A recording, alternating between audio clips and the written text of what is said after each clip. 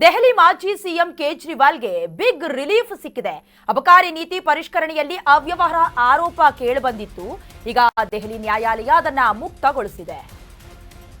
ದೆಹಲಿ ಮಾಜಿ CM ಕೇಜ್ರಿವಾಲ್ಗೆ big relief. ಅಬಕಾರಿ ನೀತಿ ಪರಿಷ್ಕರಣೆಯಲ್ಲಿ ಅವ್ಯವಹಾರ ಆರೋಪವನ್ನ ಎದುರಿಸ್ತಾ ಇದ್ರು. ಸದ್ಯ ಆರೋಪ ಮುಕ್ತಗೊಳಿಸಿದ ದೆಹಲಿಯ ನ್ಯಾಯಾಲಯ. ದೆಹಲಿಯ ರೋಸ್ ಅವೆನ್ಯೂ ನ್ಯಾಯಾಲಯ ಆರೋಪ ಮುಕ್ತಗೊಳಿಸಿರೋದು. ಕೋರ್ಟ್ ಆವರಣದಲ್ಲಿ ಗಳಗಳನೆ ಕಣ್ಣೀರಿಟ್ಟು ಬಿಟ್ರು ಕೇಜ್ರಿವಾಲ್. ಅರವಿಂದ್ ಕೇಜ್ರಿವಾಲ್ ಸಿಸೋಡಿಯಾಗೆ ನಿರಾಳ. ಕೇಜ್ರಿವಾಲ್ ಸಿಸೋಡಿಯಾ ಸೇರಿ 23 ಮಂದಿ ಆರೋಪ ಮುಕ್ತ. ಸಿಸಿಬಿ ಪ್ರಕರಣದಲ್ಲಿ ಆರೋಪ ಮುಕ್ತಗೊಳಿಸಿದೆ ಕೋರ್ಟ್. ಮಾಜಿ ಸಿಎಂ ಕೇಜ್ರಿವಾಲ್ಗೆ ಈಗ ಬಿಗ್ ರಿಲೀಫ್ ಸಿಕ್ಕಿರೋದು. ಪ್ರಕರಣದ ಹಿನ್ನೆಲೆಯನ್ನ ಒಂದಷ್ಟು ಬ್ರೀಫ್ ಆಗಿ ನೋಡ್ಕೊಂಡ್ ಬರೋದಾದ್ರೆ, ದೆಹಲಿ ಮದ್ಯ ನೀತಿ ಹಗರಣಕ್ಕೆ ಸಂಬಂಧಪಟ್ಟಂತೆ ದೆಹಲಿ ಮಾಜಿ ಮುಖ್ಯಮಂತ್ರಿ ಅರವಿಂದ್ ಕೇಜ್ರಿವಾಲ್ ಅವರ ಸುದೀರ್ಘ ಕಾನೂನು ಹೋರಾಟ ಅಂತಿಮವಾಗಿ ಒಂದು ರೀತಿ ಸುಖಾಂತ್ಯವನ್ನ ಕಂಡಿರೋದು. ದೆಹಲಿ ನ್ಯಾಯಾಲಯ ಅವರಿಗೆ ಸದ್ಯ ಕ್ಲೀನ್ ಚೀಟ್ ನೀಡುವ ಮೂಲಕ ಎಲ್ಲಾ ಭ್ರಷ್ಟಾಚಾರದ ಆರೋಪಗಳಿಂದ ಮುಕ್ತಗೊಳಿಸಿದೆ. ಈ ಪ್ರಕರಣ ಅಕ್ಟೋಬರ್ 2023ರಲ್ಲಿ ಜಾರಿ ನಿರ್ದೇಶನಾಲಯ ಅಂದ್ರೆ ಇಡಿ ನೋಡಿ ಗಳಗಳಗಳ ಅಂತ ಅಳ್ತಿದ್ದಾರೆ. ಅಂದ್ರೆ ಇಷ್ಟು ದಿನ ಕಾನೂನಿನ ಹೋರಾಟ ಮಾಡ್ತಿದ್ರು, ಹೇಗಾದ್ರೂ ಮಾಡಿ ಹಗರಣದಿಂದ ಮುಕ್ತರಾಗಬೇಕು ಅಂತ. ಅದೊಂದು ರೀತಿ ಆನಂದ ಬಾಷ್ಪ ಅಂತಾರಲ್ಲ ರೀತಿ, ಆ ರೀತಿ ಅಳ್ತಾ ಇರೋದು. ಜೊತೆಗೆ ಮಾಧ್ಯಮದವರು ಅವ್ರ ಮುಂದೆ ಮೈಕ್ಗಳನ್ನ ಇಟ್ಟಾಗಂತೂ ಅವ್ರ ಎಮೋಷನ್ಸ್ ಅನ್ನ ಕಂಟ್ರೋಲ್ ಮಾಡ್ಕೊಳ್ಳೋದಕ್ಕೂ ಆಗ್ಲಿಲ್ಲ. ಇನ್ನು ಆರಂಭದಲ್ಲೂ ಕೂಡ ಹೇಳ್ತಾ ಇದ್ವಿ ಹಗರಣದ ವಿಚಾರವಾಗಿ ಅದನ್ನ ರಾಜಕೀಯ ಪಿತೂರಿ ಅನ್ನೋದಾಗಿ ಕೇಜ್ರಿವಾಲ್ ಕರೆದಿದ್ರು. ಸತತ 9 ಸಮನ್ಸ್ ಗಳನ್ನ ಕೂಡ ಕೈ ಬಿಟ್ಟು ಬಿಟ್ಟಿದ್ರು. ಅದಾದ ಮೇಲೆ 2024ರ ಮಾರ್ಚ್ 21ರಂದು ಇಡಿ ಅಧಿಕಾರಿಗಳು ಕೇಜ್ರಿವಾಲ್ ಅವರನ್ನ ಅಧಿಕೃತವಾಗಿ ಅರೆಸ್ಟ್ ಮಾಡ್ತಾರೆ. ಅದಾದ ಮೇಲೆ ರಾಜಕೀಯ ಭವಿಷ್ಯವೇ ಹೊಟ್ಟೋಯ್ತಾ ಅನ್ನೋದಾಗಿ ಕೂಡ ಒಂದಷ್ಟು ಲೆಕ್ಕಾಚಾರ ಆಯಿತು. ಇದ್ರ ಮಧ್ಯದಲ್ಲಿ ಈಗ ಆಮ್ ಆದ್ಮಿ ಪಕ್ಷವೂ ಕೂಡ ಚೇತರಿಸ್ಕೊಳ್ಳುತ್ತಾ, ಅದಕ್ಕೂ ರಿಲೀಫ್ ಸಿಗತ್ತಾ ನೋಡ್ಬೇಕು. ಕೇಜ್ರಿವಾಲ್ ಭ್ರಷ್ಟ, ಕೇಜ್ರಿವಾಲ್ ಭ್ರಷ್ಟ.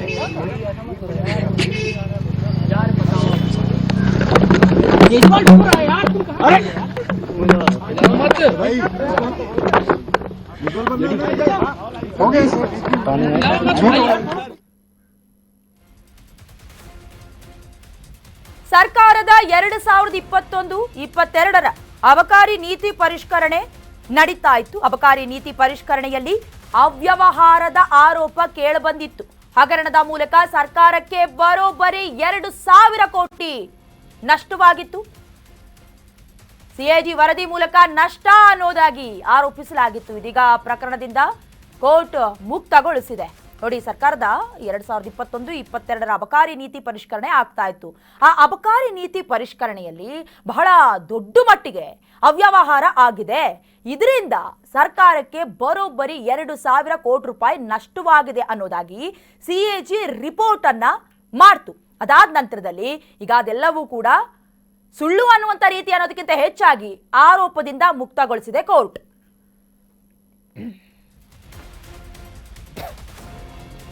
ಇನ್ನು ಕೋರ್ಟ್ ತೀರ್ಪು ಕೊಡ್ತಾ ಇದ್ದಂತೆ ಕೇಜ್ರಿವಾಲ್ ಅಲ್ಲೇ ಗಳಗಳ ಅಂತ ಕಣ್ಣೀರಿಟ್ಟಿದ್ದಾರೆ. ನಾನು ಪ್ರಾಮಾಣಿಕ, ನನ್ನ ಮೇಲೆ ಕೇಸ್ ಹಾಕಿಬಿಟ್ರು, ನಮ್ಮ ವಿರುದ್ಧ ಸುಳ್ಳು ಭ್ರಷ್ಟಾಚಾರದ ಆರೋಪವನ್ನ ಮಾಡಿದ್ರು ಅನ್ನೋದಾಗಿ ಬಾಷ್ಪಾಂಜಲಿಯನ್ನ ಹಾಕಿದ್ರು.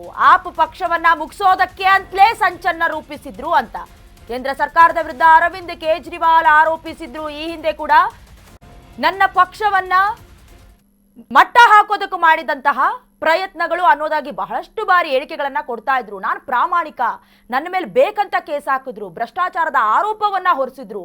ಬಟ್ ಆಮ್ ಆದ್ಮಿ ಪಕ್ಷ ಇದೆಯಲ್ಲ, ಇದನ್ನ ಮುಗಿಸಬೇಕು ಅಂತ ಮಾಡಿದಂತ ಪಿತೂರಿ ಅಂತ ಕೇಂದ್ರ ಸರ್ಕಾರದ ವಿರುದ್ಧ ಅರವಿಂದ್ ಕೇಜ್ರಿವಾಲ್ ಗಂಭೀರವಾಗಿ ಆರೋಪಿಸಿದ್ದಾರೆ.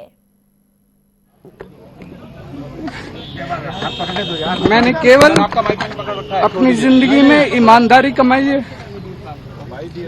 इन्होंने झूठा केस लगाया और आज ये साबित हो गया। कोर्ट ने कहा है कि केजरीवाल कट्टर ईमानदार है, मनीष सिसोदिया कट्टर ईमानदार है, आम आदमी पार्टी कट्टर ईमानदार है. See, firstly, I would go on law. On law, the general observation of court is that the rule of law is supreme. The criminal justice system or the criminal prosecutions are there to convict real culprit, and it is not an instrument to make illegal charges against anybody. That's the general perception, just the general law. On specific, after going through all the evidence and statements produced by the CBI against all the accused person, court has said that it has gone meticulously over all the statements, all the evidence which is produced by CBI, and not a shred of evidence, not a shred of allegation can be said